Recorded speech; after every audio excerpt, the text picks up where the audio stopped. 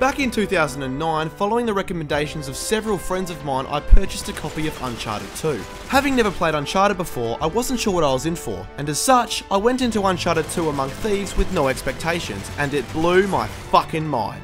The perfect story, the awesome cinematic style of gameplay, and the stunning audio and visual presentation exceeded any expectations that I could have possibly had, and it was of no surprise to me that Uncharted 2 was crowned Game of the Year in 2009, a title it rightfully deserved. Fast forward now to 2 years later and the eagerly awaited sequel, Uncharted 3, has hit the shelves. Needless to say, I had very high expectations this time around, not only because of Uncharted 2's success, but I also happened to notice that IGN gave Uncharted 3 a perfect 10, which has not only arisen my curiosity, but also my already high expectations. So taking all of this into account, how does Uncharted 3 fare? Does it surpass the quality of Uncharted 2 and set an entirely new benchmark for the series? Or is it merely left in the shadows of its predecessor?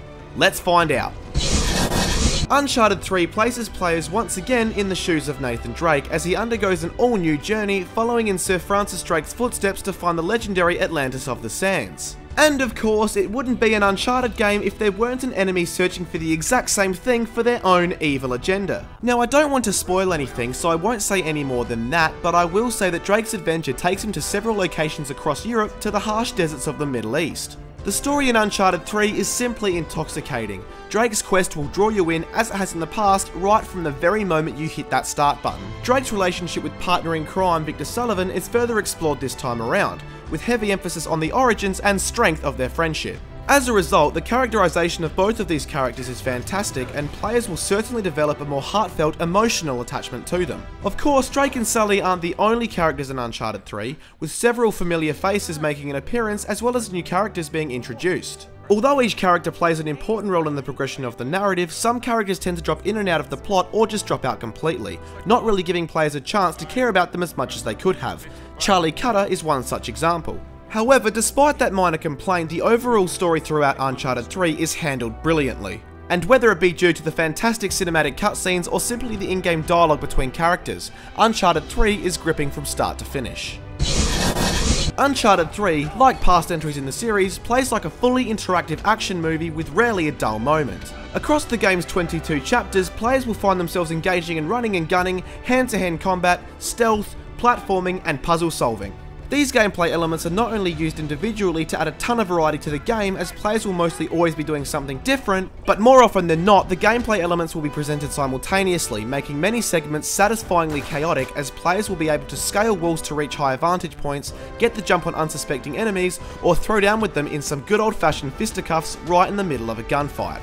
Fucking awesome is probably the best way to describe it. The shooting segments comprise the bulk of the game, and they work just as they did in the previous installments, with plenty of cover, weapons, and of course, bad guys to kill. Little has actually been changed as far as the shooting goes, but one notable feature is Drake's newly acquired ability to pick up grenades thrown by enemies and lob them back at them. It's a small implementation, but an effective and often comical one nonetheless. As aforementioned, sometimes rather than using a weapon, players will find themselves up close and personal with an enemy. And when it comes to melee, Uncharted 3 has improved the combat system for Drake's latest outing. This upgraded fight system features a more cinematic style in which players can use nearby environmental objects to strike foes, as well as counter-attacks and grappling maneuvers. The game also keeps things simple by mapping out all of these attacks to 3 buttons, and this cohesive button layout certainly prevents confusion. Simply put, the player can actually enjoy toe-to-toe encounters with enemies, rather than having to worry about what button to press next.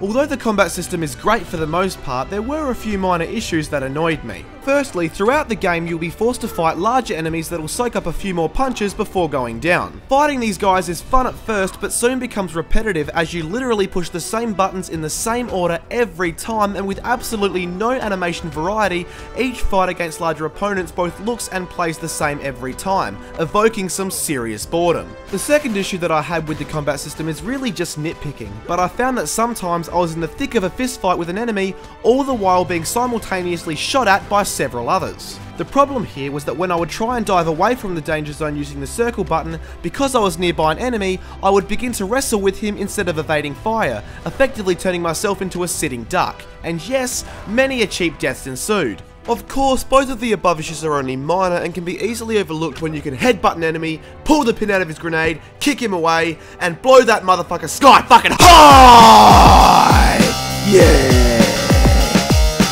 Scattered throughout Drake's deception are several stealth instances where being as discreet as possible is certainly advisable. The stealth gameplay remains pretty much the same as it was in Uncharted 2, save for a handful of new stealth takedowns that players can utilise. And although I would have liked to have seen a greater variety in stealth takedowns, it was still satisfying and fun as hell to clear an entire area of enemies without being seen. Of course, it wouldn't be an Uncharted game without platforming, and as such, Uncharted 3 places a large emphasis on platforming throughout the game. And as you'd expect, Nathan Drake is one of the fittest, strongest, and most fearless motherfuckers on the face of the planet, and is able to climb to extreme heights and jump across large gaps without breaking a sweat or shitting his pants. The few issues that I endured when it came to the platforming was that at times the game wasn't clear enough as to where I should be jumping or climbing to next, and as a result I found myself either confused or dead due to trying to jump to where I wasn't supposed to. While still present in Uncharted 3, puzzle solving isn't as strongly prominent as it has been in past installments. The beginning stages of the story have several brain-bending puzzles scattered throughout, all of which are both satisfyingly challenging and very well implemented into the game so that they always feel necessary. In the latter stages of the game, however, puzzle solving takes a back seat in lieu of plenty of running and gunning and platforming. I personally didn't find this to be all that much of an issue, however, as although I certainly enjoyed the puzzle solving aspect of Uncharted 3, it was the aspect that I cared the least about. Staying true to form, Uncharted 3 also features several truly exhilarating moments that will have players picking their jaws up off the floor. These segments really emphasise the action movie feel that Uncharted 3 maintains throughout its entirety and are easily the most memorable events of the game. As well as the problems I outlined earlier, there were two other issues that I can recall from my experience. The first was that the controls at times felt stiff and somewhat unresponsive, with a few occasions in which it felt like I was wrestling with the left thumbstick. This issue can be largely attributed to the second issue I encountered several times throughout my Uncharted 3 experience: the camera. Let me just say that the camera throughout Drake's deception was good for the majority, but there were still several occasions where it pissed me off. Most notably during platforming, some combat scenes, and especially chase scenes, in which it would suddenly pan to a completely different angle, affecting the movement controls, which resulted in several frustrating deaths or failures. The single player portion of Uncharted 3 took me roughly 8 hours to complete,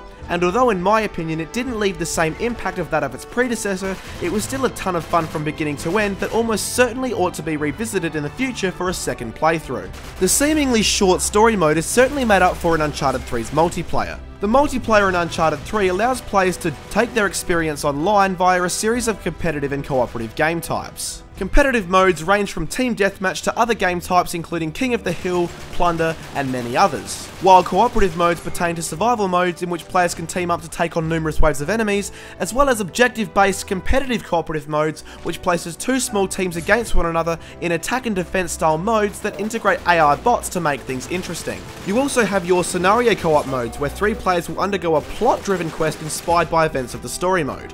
Needless to say, the aforementioned modes only scratch the surface of the plethora of online modes available to players, and yes, they're all heaps of fun. There are a large number of maps featured in Uncharted 3's multiplayer, and they're all brimming with variety. I haven't actually come across a map that I hate yet, and the integration of some cinematic maps changes things up right in the midst of a battle. As players compete, they'll gain XP which they can spend on not only weapons, upgrades and perks, or boosters as they're called in Uncharted, but also a range of multiplayer skins from both the hero and villain factions, and players can even customize their own personal online avatar. The latter feature is somewhat limited to an extent, but still adds a good sense of customization to the game. As a whole, what I love about Uncharted 3's multiplayer is that players can nearly do everything that's possible in the story mode against human-controlled opponents. Therefore, in an average match, there'll be people scaling walls, jumping from rooftops, beating the shit out of each other, as well as engaging in gunplay. It's a truly unique online experience that players can enjoy for what it is. Naughty Dog has developed a reputation for delivering top-notch audio and visuals in the Uncharted series, and Uncharted 3 is no exception. A fantastic array of vibrant and detailed environments, excellent model detail, superb animation that is particularly noticeable in combat and platforming, and some truly stunning scenery all come together to make Uncharted 3 a simply gorgeous looking game. Combine that with an excellent soundtrack and superb voice acting and you have yourself a near perfect audio-visual presentation. The minor complaints as far as the presentation goes is that many weapons still sound underpowered and the visuals seem to take a minor hit when playing the multiplayer.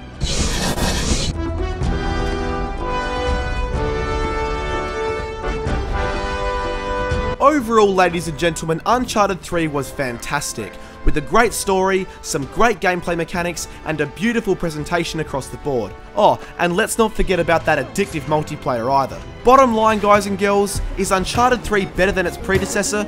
Well, in some areas yes, and in others no. Is it Game of the Year? Probably not. But is it an amazing experience nonetheless that should be immediately purchased by anybody that has a PlayStation 3? Abso-fucking-lutely.